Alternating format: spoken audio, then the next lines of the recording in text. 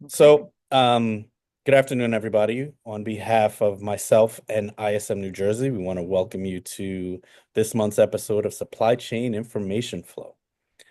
This is a very exciting episode for me personally. When I look at my ideal career trajectory, if you've been watching me for a while, you know I'm a tech guy. I've got 20 plus years working in tech procurement or tech sourcing in some way, shape, or form. I've always been in tech. I'm always going to be in tech. Not that there's anything wrong with buying paper. It's just not my cup of tea. I enjoy the learning aspect. I enjoy living and playing with the toys because I am essentially a giant child. And the new world of toys is in tech. But as I was saying, my dream trajectory is kind of the way that Juliette has lived her life. We're talking about someone who started in math and engineering and then moved into technology, and she was, you know, led digital transformation. She became a CPO and a CIO, and now she's a board level advisor for multiple organizations. And if I think about the way that I want my life to go, my career to go, that's it. So please, please, everyone, give me a warm welcome and thank you for joining us, Juliette. David, thank you so much for that very nice introduction. And I do want to say that, I was totally humbled and very impressed of your LinkedIn, where you are listing father as first. And that says Always. the world about you. And so I'm just delighted and humbled to have been invited. And so thank you for having me. Thank you so much for joining. As I mean, I know you also have a daughter, so you know, I think being dad is the thing that makes me a good person. Being good at my job is great. Being good in tech is great, but being dad is the thing that gives me the most satisfaction. Um, and gives me the most joy as well. My little guy is a true pain, but he is my child, so I would expect nothing less. It gets Um, worse. It gets worse. yeah, he's only 9. I've been told the worst is yet to come. Um, but okay, let's talk about you. Um, there's so much to dig into, and we don't have a lot of time. So why don't you let's just do a quick overview of your career journey. Like, what are some of the key milestones that made you the leader in both IT and supply chain and thought leadership in both of those areas that you clearly are? I would love to hear that journey. Yeah, no, of course. And there's so much for us to cover, so I'm going to try to cover as much as possible.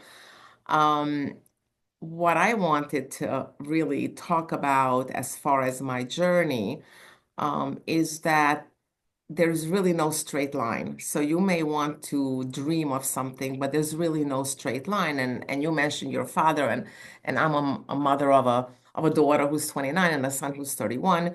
And I can tell you that life definitely makes changes, and therefore your careers are changing. So I actually started out, and very quickly I went to Cornell and I wanted to be a math major. And my dear father, who is now gone, it really said to me, like, look, you can go to an expensive school and you'll have to work your way through because they only paid for a small portion of it. So I was working throughout my college career.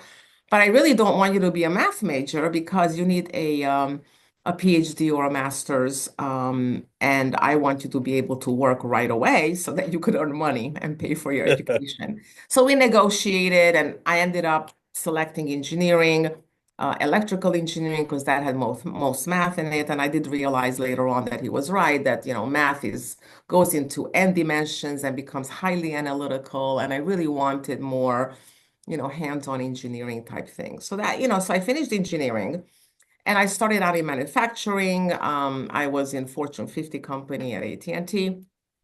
Um, and most of my career was in the telecom industry for about 22 years at AT&T. But things have changed in the industry, and the telecom industry actually went south.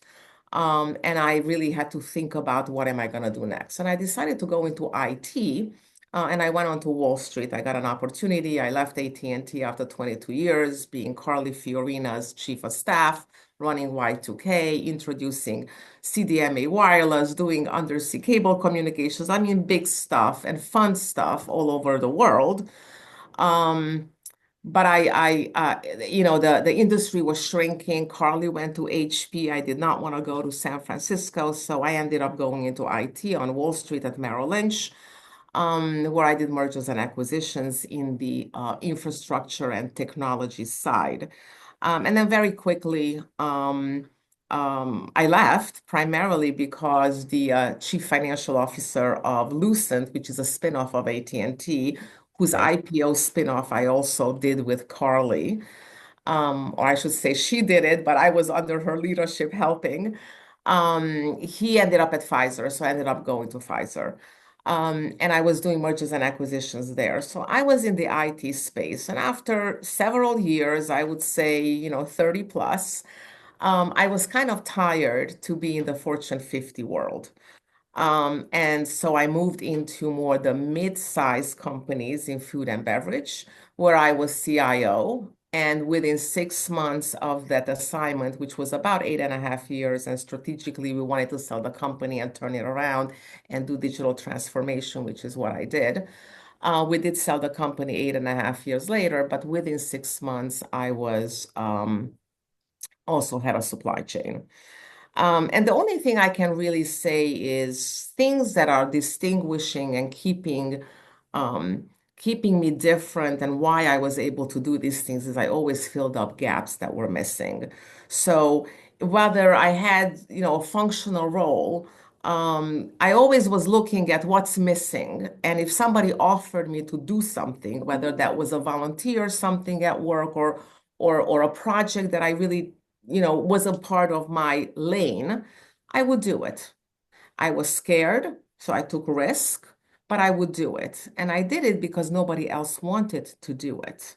And when nobody else wants to do it, that means it's in a bad place. So you can only go Yeah, up from there. So if you can only go up, I said, that's hey, I'll right. try it. I can't really do worse than what it is. And that's what took me to opportunities that, frankly, I didn't know existed or were out there or would take me. And while I did have an ambition to be a C-level, never had an ambition to be a CEO and still don't. While I had an ambition to be an executive, I don't even know if I should say C-level, but an executive, I really didn't know how I'm going to get there. And these are, I just learned to be credible. I learned to do what people were asking me to do. And I learned to basically, I want to say walk the talk, and I'll talk about that a little later as well in the discussion. But credibility, build credibility. If you say you're going to do something, then do it. And if you can't, you go and get help and you get mentors and ask questions, and then you do it. And you can. And that's the magic that if you believe you can, you can. So I'll stop there. No, that was a fantastic answer. We talk about um, a lot of senior level tech procurement people talk about gravitas, right? It's this idea, this credibility that you have to have with so many different portions of the organization, right? You have to have a little bit of credibility with the tech guys so you can talk their language, so they'll talk back to you. And then you have to have some credibility with finance to talk numbers, but you also have to have credibility with legal so that you can interpret that tech into legalese for them and then interpret the legalese to the tech guys. So I 100% understand. I love this idea that you put forth about doing the hard thing that nobody else wants to do as a means of springboarding yourself into like the upper atmosphere. If one of the things that I'm going to take back from this conversation is definitely trying to find that hard thing in my current role and fix it because there's Yeah. always room for improvement and there's always room to go up.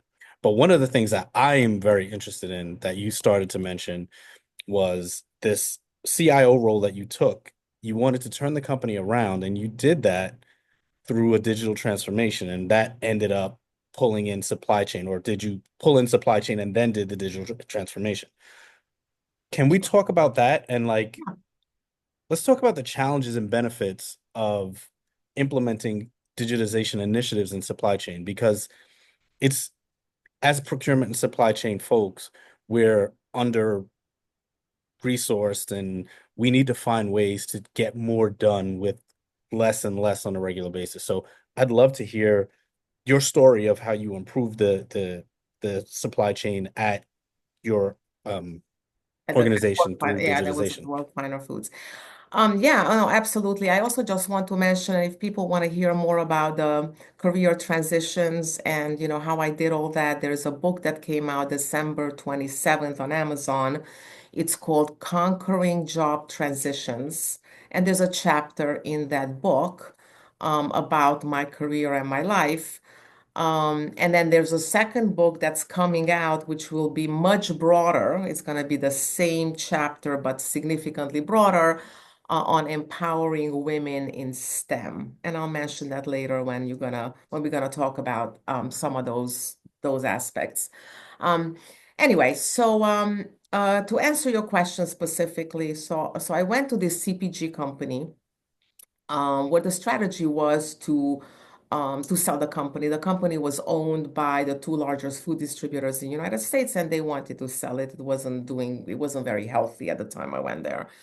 So I went there as a CIO to do a digital transformation and really to re-implement their Oracle system, which was completely bastardized and nothing was working properly. So you were doing a lot of manual stuff. So we did a re-implementation, and that took about a year and a half. But through that process, there were some basic things that I think were really important that affected supply chain. And it just so happened that we had issues with supply chain because we didn't have a transactional system that was working as well. And so I was asked to take that role, and I was a little hesitant to be honest because that's two very, very large roles. But I really wanted to do it because it was a business role. It has a role with an ROI, with an EBITDA. It was a business role, so it actually put me at the table with the CEO and the board. Um, uh, and um, and that was really important for me because it gave me experience that I really didn't have. I kind of discussed that with the CEO. Should I do it? Shouldn't I do it? And, she basically said, listen, it's not rocket science. And she was right. It was not rocket science. And it was very tied into technology. So we re-implemented Oracle. So now things were working properly. We were also implementing something called the Mantra, which was owned by Oracle or bought by Oracle, and it was predictive analytics for demand planning. And this gave us an opportunity to take a look at our SKUs and do a SKU rationalization process, look at our data and do data integrity and clean our data and make sure our data is accurate. Because you can imagine this company was in business for 35 years. You can imagine the amount of data and the amount of SKUs. They had about 1,400 SKUs, which we reduced to about 900. And how did we reduce it? Well, we actually took a look at the turn of the SKUs, how they were turning, and also, the 80/20 rule. 20% of your products are doing 80% of your revenue. And since our goal was to turn the company around and make money, we said, why are we keeping all these SKUs that really are not turning and are not selling? So re-implementing or implementing a transactional system, whether that's Oracle or SAP or Microsoft, which I also did in different companies, it gives you an opportunity to really clean shop. And later we're going to talk about new technologies, right? Like Yeah, AI and quantum computing. And I just want to make a note that without clean data, nothing is going to be appropriate. So clean data is very important. that's Data right. analytics, BI tools, making data-driven decisions are critical. And that's what we've created at this CPG company by implementing a good transactional system, cleaning our data, optimizing our systems, um, And then, of course, automation came later. The other piece that I think is super important, and we may talk about that a little bit later, is how everything needs to be connected, right? Right. So I would say that those are the key things that we've done to turn the company around to what I call, digital transformation, right? Okay. So what you talked about the things that you did. What were the like what were the challenges around?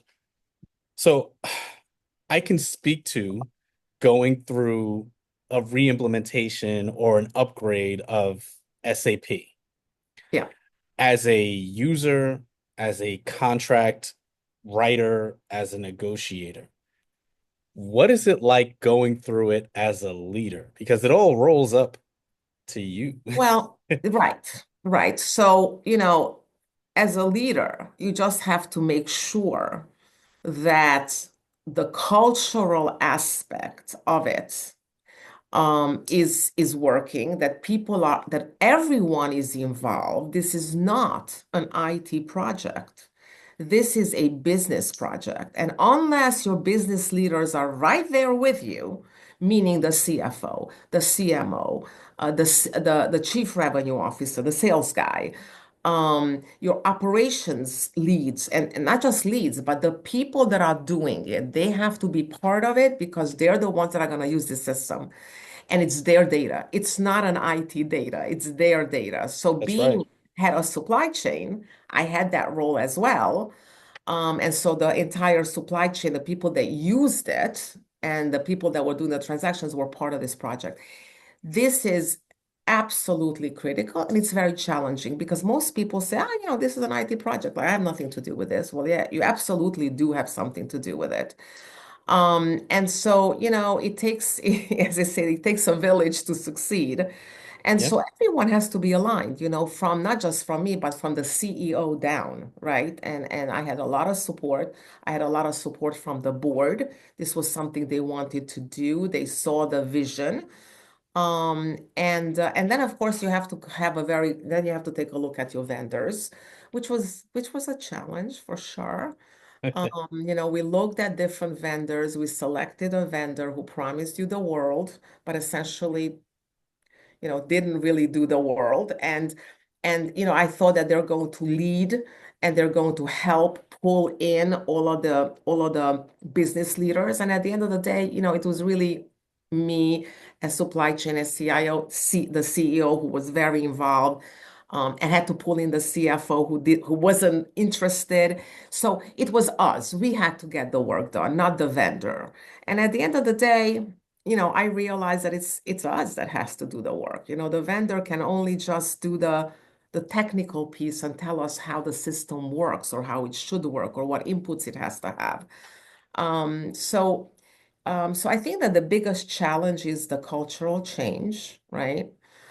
It's making sure people understand the system, how it works, so that they use it. We had to try to get away from spreadsheets, right? Use your transactional system. The information's there, the data's there. Do not keep your spreadsheets. Supply chain people love spreadsheets.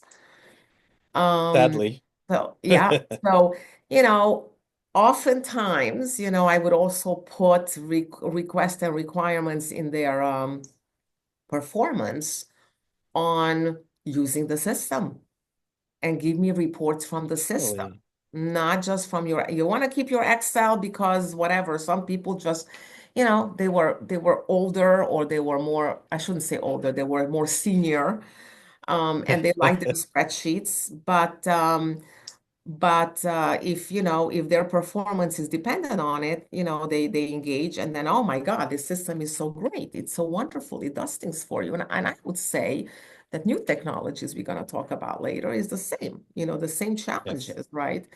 So, there are more challenges with AI in terms of how to and what to do, but using systems,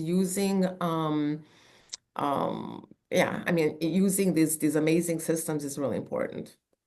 Yeah, I mean, I've been, like I said, I've been on a couple of different in a couple of different roles where I've been forced to um play project manager when I was actually in sourcing, or I've led some engagements where it's far more than just negotiating the contract. It's building out the entire program. It's, herding the cats to get everybody at the table at the same time to define the right requirements. You I don't remember what the Gartner percentage of digital transformations that failed. I know it was in the high 50s or High. early 60s, right? It's high. But in my world, it's always been the being able to define the what's in it for me for all the parties involved that got me to success. And this is kind of, you mentioned it, all of your stakeholders and all of the people that were involved early in your previous response. But I want to dig into something else that you're doing. You are an advisor for a company called Targatek, which DeFi. is DeFi right behind. DeFi, right? It's a hyper collaboration tool. Can you explain a little bit about that? Right. So yeah, no. So let me explain. So Targatek is a company on whose board I sit on, Ah, okay. and was involved in their platform development, and it is a hyper collaboration SaaS product. So I was a board of directors, and I was the technology committee lead.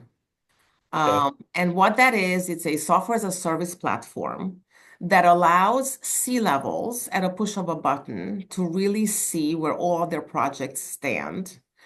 And they can interface and interact with these projects through voice activation of your phone or your car dashboard. You could set up meetings through this platform. You can send notes to people or action items. And what's nice about it is, you mentioned, David, earlier how, engaging people is very important when they understand what's in it for me. And this platform allows them to understand what is the company's strategy. And so putting in the date, first of all, you have to put in the data of your projects, how you're doing on your many, many projects, right? But what's in it for them is they see through this platform and through these dashboards how they're doing relative to the company's strategic objectives and what are those strategic objectives, right? So it just so happens that it's a platform, but it's a hyper collaboration platform which allows you to communicate and to collaborate. Um, so yes, so this is one of the boards that I'm sitting on. I am advising. I'm an advisor for DeFi, which is an AI custom development company that is Oh, really working in the healthcare, logistics, and government space. So when we talk about AI and LLM and generative and predictive algorithms and such, that's what this company does. They are very oh, cost effective. They're a very young company. They're here maybe 4 years. They have about 350 employees. And so if anybody needs support or help in the healthcare space, in the logistics space, and in the government space, contact me. okay. Let's go back Yeah, to your career trajectory. And I know we spoke about it, and I said I would ask you one question. As a woman in a predominantly male industry, what strategies have you employed to navigate to succeed and how can organizations and leaders such as yourself better support diversity in leadership? yeah. I'll answer that question in just a second. I do want to go into hyper collaboration because I do believe that integration and collaboration is very important for supply chain. And I do want to just say that, you know, looking at, so first of all, having a very robust transactional system like an Oracle, like an SAP, or even a Microsoft, Microsoft Great Plains or Business Central, which is in the cloud. So smaller companies would have smaller Yeah. transactional systems. It's very important to use APIs and to use EDI or electronically getting in your orders, using APIs to connect certain software that do special things for you. So from a CIO perspective, it's very important to integrate all those things.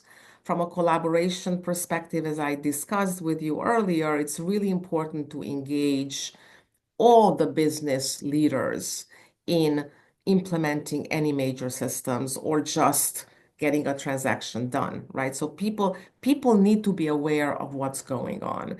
And that's a way to engage people as well, making sure, that everybody understands your goals, what is happening. Walk that floor as a leader. Walk that floor every morning. Figure out what everybody's doing, what are their challenges, what questions they need answered.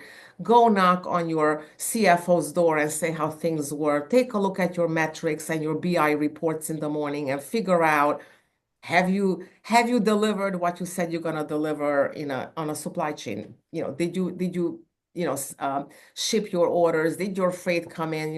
Metrics, service levels that you are looking at on a daily basis. So these are very important things. And sometimes a lot of business gets done outside a meeting. A lot of business gets done in the bathroom. So let's go to discussion of the bathroom because 20 years ago, I can tell you there was no one in the bathroom with me that I could talk to about what needs to be. But today, there is. And I'm very proud to say that in this company that I was at, which is a CPG company, there were several women. And in GenPro, which was a logistics company that I went to after, there were several women, many women, um, that I could actually, have a conversation with in the bathroom, like, hey, did you see that analytics? Did you see that data? Like SLA, like what happened there? Like, we had a conversation. So that takes you to collaboration, that takes you to I guess, empowering women and DEI. So let me go and answer your question specifically. Um, I am not a specific DEI person. I am a person of doing things right and doing the right things. So I am looking for people with skill sets, and I am a believer in mentoring and also being mentored, right? But at the same time, I very strongly believe that there are many DEI folks that have just the same skills, if not better, than, the good old white male, right? But I don't believe necessarily that there should be, and I don't want to go into politics, but I don't believe that there should be a mandate. I think it should be organic. I think that as a business leader, I have learned, and I believe that my male counterparts have learned, or my American counterparts have learned, that your customers are everyone. And so your leadership and your team also has to be everyone. And there's value in diverse thought, in diverse culture, in diverse color, in diverse sex, in all those things, right? So, Yeah. why would you have an autonomous company when your customers are not? And I think that now that I'm a board director, there's a major misbalance there today. There's less of a misbalance in the operational roles, although in certain industries there still is. But let's just look for very good skilled people that maybe have diverse thinking. And so, I guess that's the way I would explain it. I Um, like it. I like it. I had several experiences which were very eye-opening, but maybe not. So I come from Romania, which was a communist country, and that's where I was born. And there were many women doctors and lawyers and men. And I didn't know what DEI was at that time. I was 12 years old when I came here. I only understood what that was when I went to Cornell in engineering, and I was one of three graduating engineers in the class of 500, three women graduating engineers in the class of 500. And even then, I didn't really realize it until I realized, and I left AT&T and went to Merrill Lynch when I realized that I was so underpaid. So at AT&T, I had huge roles, big roles. I worked for big, powerful people. And I got promoted every 3 years and I got a tiny, tiny little increase. And I was happy, right? I didn't know. I went to Merrill Lynch and I got a step function increase. And I was like, well, what happened? I didn't change. I'm still who I am. Today, all that is out there. Everybody knows there's Glassdoor. We talk about it, which is a good thing, right? Hmm. Yeah. And I had another eye-opening experience when I went on the manufacturing floor. I was 22 years old, and a lovely gentleman who probably was my age today, but I thought he was ancient.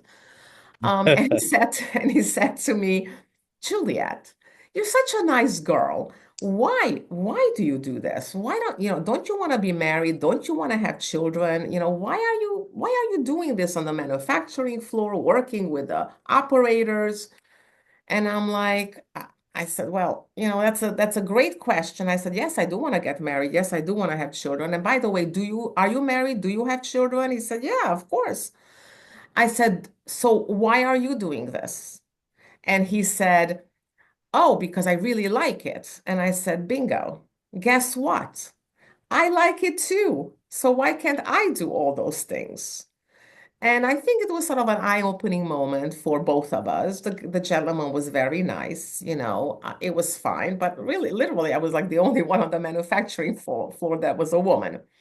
Now, of course, we're going back, some 30 plus years, but things have definitely improved, and how do I make an impact? I hang out with everyone. I hang out with the big boys. I hang out with the little boys, girls. I value everyone because I know as a leader that I could never accomplish and do what I have done without their support, all of their support. We're I all love connected. I love that. One of my favorite leaders, I used to work for John Wiley and Sons, was a guy named Will Pesci, and Uh-huh. he was the CEO. And one day he came down. I had just started, and I was a couple of months in, maybe. I knew who he was, and he came down to my cubicle, and he stood on the other side of my cubicle, and I said, I talked to everybody, so I said hi. I said hi. He said, "How you doing?" He said, "You're David, right?" I was like, "Yeah, yeah." "You're the tech sourcing guy." "Yes." "I'm Will." I said, "I know." And then he sat in my cubicle and he asked me about my job and he asked me about things that I could do to change and to evolve. And then when he'd see me, he knew my name and he asked me about my day and he said, "Did you accomplish any of the things that you wanted to accomplish?" And he remembered and he could translate that into the value for the organization. And that made all the difference in the world. And my loyalty wasn't just to my check, my loyalty was also to him as my leader. So, everything that you're saying here is really resonating with me because that's the type of leader that I would like to be, you know, leader, coach, mentor. That's the type of father that I want to be. I want to be there and present for my child, right? These are fantastic things. Um, Yeah, and I just want to emphasize because I had many different experiences. And I think one of the questions you asked is how did I succeed? Also, like, I did seek mentorship, right? And I have been a mentor to maybe not officially, maybe not on paper, but I absolutely helped so many people, but only those that really wanted to be helped, which means that you have to go and ask for things, right? You have to yeah, say, would you be willing to help me or answer my question or whatever, right? So that's really important. I definitely had a mentor, which is why I mentioned Carly Fiorina. She was an incredible mentor and taught me so many things. I clearly remember I was an engineer. She pulled me out of the engineering world And I said, Carly, I'm not a strategist. Like, I don't know how to do strategy. Like, that's a lot of creative thinking. And she said, absolutely not. That's a lot of data. That's a lot of statistical data. Like, it's not creative. It's looking at the information and making decisions. And she encouraged me that yes, absolutely, I can do it. So you need that. Absolutely. You need to support each other. So I kind of like that this guy sat in your seat to see, well, what does that look like, right? Yeah. And that kind of leadership is so much more effective than than the toxic, a hammer type leadership, because I've experienced that as well. And that doesn't work very well, let me tell you. I'm not going to go into detail because my profile is on LinkedIn, and I'm not going to do any specific people or companies, but there have been environments where people walked out, organizations walked out because the leadership was leading with the hammer and with the fear, and that is just not good. No, definitely not. Okay. Can we talk tech now for a little while? Sure, let's do it. All right. Now we're getting to my favorite part. Um, we're going to talk about, we have to talk about AI, right? Generative AI is the big buzzword now. What are, um, what do you think will be the most profound impact on supply chain? Which technologies aside, I mean, AI, obviously, but what else? So, these things And then are, we'll come back to AI. yeah, so these things are kind of interrelated, of course. So, we talk about AI as something new, but in fact, it's artificial intelligence, but it's also automation, right? Machine Also learning. predictive analytics. And so, Yes. people talk a lot about LLM, agentic AI, generative AI, and what are those differences, right? So, some of these are based on historic data, and how can you just do it faster and faster. And some of it have algorithms that are totally not based on historic data, but they provide predictability, and that's generative AI.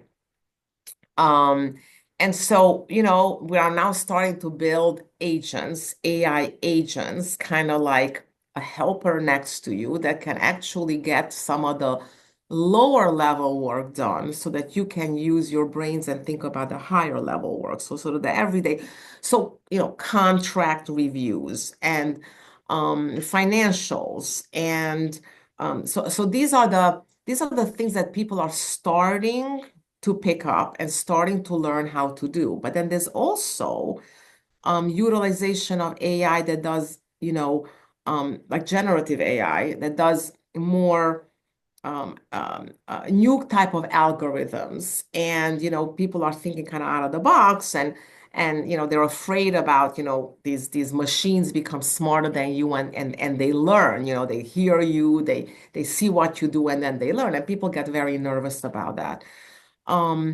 Yeah, I want to use some statistics, right? Go for it. Just leading from Accenture, 69% of the executives believe um, in bringing more urgency to the enterprise system reinvention.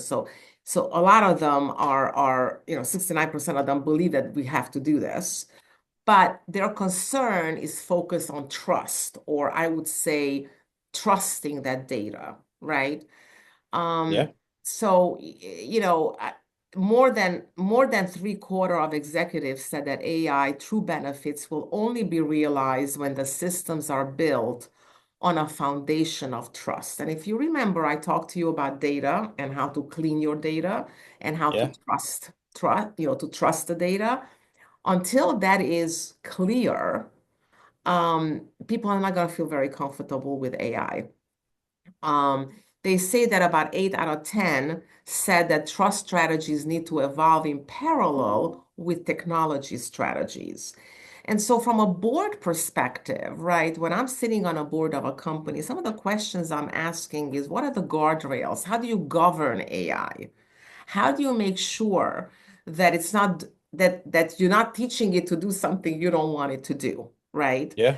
Yeah. So it's really important to have processes, but not just for AI, going back to even digital transformation and going back to supply chain and hyper collaboration. Processes are extremely important to have and to follow because that's what's going to give you the information and it's going to build trust in what you're doing.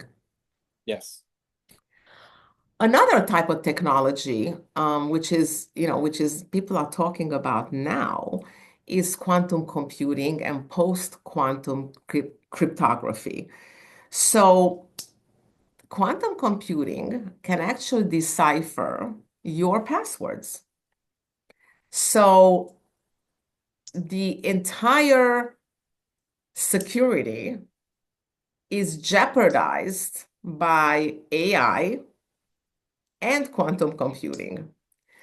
So for example, I'm sure that some of you lost your credit card or has been stolen, or some of you are battling cancer. I raise my hand because I did battle cancer. Hopefully beat it. Some of you wish that your cell phone batteries would go longer. Um, you know, Quantum computing can help in all of those things, right? So, some very specific, if you guys want to hear more about a glimpse on how quantum computing can transform some key sectors in the industry, I can talk a little bit about that. Yeah, I mean, I think that would be very interesting. It's the buzz is so much about AI right now that other fast moving and rapid changes and potentially life altering technologies are being pushed off to the side, and quantum computing definitely falls into that category. Um, after like thinking about it, I looked into the experiment that cracked the 1024 cryptography, and it was a very interesting read. It happened in a Chinese lab with a machine that and a lot of the people in the NIST, the National Industry Standards, I was like, yeah, that's not it's not real. They're like a decade off. Um, there's so many variations in how quantum computing, like how fast it can go based on how powerful the machine is, that like it's so I highly recommend that you go out there and you start educating yourself on it, because 1 qubit of quantum compute is like the largest AWS instance that they've ever made. Like it's absolutely insane what these things can do. And AI is the big buzzword, but quantum computing is going to be the life-changing technology of the future. Sorry. Yeah, and reading, essential reports, and I don't know if I necessarily believe it, but they're saying that, Fortune 500 companies are really going to be utilizing or working AI for supply chain by 2035 and technology or enterprise digital systems by 2030. So we're not so far, in the next 5, 10 years, it's really gonna be embedded. But the point is, if you're not thinking about it, and if you're not doing some of it and really talking to your vendors and really thinking about how can I further improve? How can I further do more for less? If you don't think about those things and really start looking at them, you're going to miss the boat, and you don't want to do that, right? So it's really important to look at those things. Um, and depending on what industry you're in, like I gave you these examples about stolen credit cards or cancer or whatever. There's so much opportunity in both AI and using quantum computing in figuring out, will you ever have cancer? Or did your cancer come back significantly earlier than the methods that we have today? Or are you prone to ever have cancer A or B, right? And it's not just Yeah. cancer, it's many, many medical things like blood pressure, like diabetes, like transplants. Like there's just so much opportunity there. And then in the finance and the, you know, and the in the finance sector, decision making, security, efficiency, fraud detection, all of these are significantly improved through different algorithms that are already existing. The question is how to implement them, and you have to be very careful, right? Because I know of instances where they've used AI in security in the finance area, and it went south. So what you really need to do is put it in a test environment and let it run for 6 months to a year, as long as 6 months to a year, to see how it learns, what it does, before you put it into into your live system. Very, very important testing. These are very important key things to do. So anyway, opportunities are amazing. People should read about it. It's just going to help us do much, much more for less. Um, So we've only got a few minutes yeah, left. yeah, yeah, I yeah. know you are a technologist and a futurist, um and I can you've talk got about your it all day. I know you've got your finger on the pulse of a lot of things. What are some of the other technologies that you're keeping your eye on, or some practical real life non-compute maybe things that you read about? I think it's good to give somebody a glimpse of some of the other cool stuff that I you're mean, I aware of. think that you have to keep an eye on, what's happening in the crypto world, in the blockchain world. And then just continue, depending on how big your company is and how forward looking you are, just basic things like outsourcing, cloud, cybersecurity. You have to be very, very on top of the cybersecurity because with all this technology that we're having, um, you know, cybersecurity is becoming worse, much Mm, worse. So as yeah, we're progressing, we're also regressing. yes. What other technologies? I can't think of other because this is what people are talking about right now. Yeah, yeah. I mean, we mentioned in one of our previous conversations Lululemon. Um, can you talk a little bit about that? Something you read? I think that's pretty interesting. Yeah, yeah. So, the fashion and the biotech. So, the clothing retail Lululemon is collaborating with biotech firms right now, to create sustainable fabrics, demonstrating how fashion and technology can work together. So that's happening today, in the food and beverage area, in the supply chain, there's a lot of activity around Uber. How does Uber play? What roles does Uber play in the whole, supply chain sector, right? Wow. Same thing, they're looking at the automotive and aerospace, Toyota Motor Corporation and Mitsubishi are partnering with space agencies to design and develop lunar rovers, merging automotive engineering with aerospace technology to explore new frontiers. So I was reading about these things. This is Deloitte. Deloitte put together some interesting, activities that are going on. So things are moving along, and it's important to read about them and how you could use them for your own company. Yeah. Yeah, absolutely. Um, we're almost out of time, but before we go, I want to make sure you get an opportunity to talk about some of your some of the things you do as a volunteer, and any of the other million things that you're involved with that you feel like you need to plug right now. Please feel free to do it and let everybody know what you're involved in. Yeah, so my aspiration going forward is really to have more board director roles. I do some advisory, but really I'm mostly interested in sitting on public and private boards uh, in the mid-cap industry.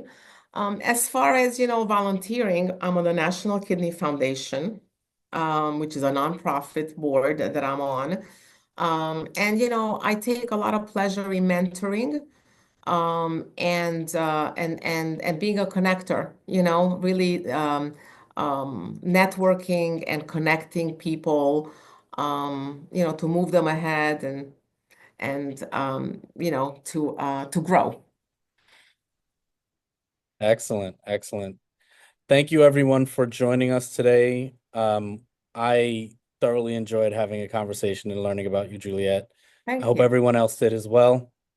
I hope you all got a little bit of something out of this conversation, and I look forward to seeing you guys next month. Thank you so much, Juliette. Yeah, I mean, if anybody walks away with one nugget, I'm happy. That would be great. And David, it was a pleasure. Thank you so, so much. And it was great to learn about you too. Thank you so much. I hope we have many more conversations. You are a wealth of knowledge and a great resource. And I hope I can be a resource for you too in the future. Thank you. Thank you so much, guys. Bye bye, everybody. See you next month.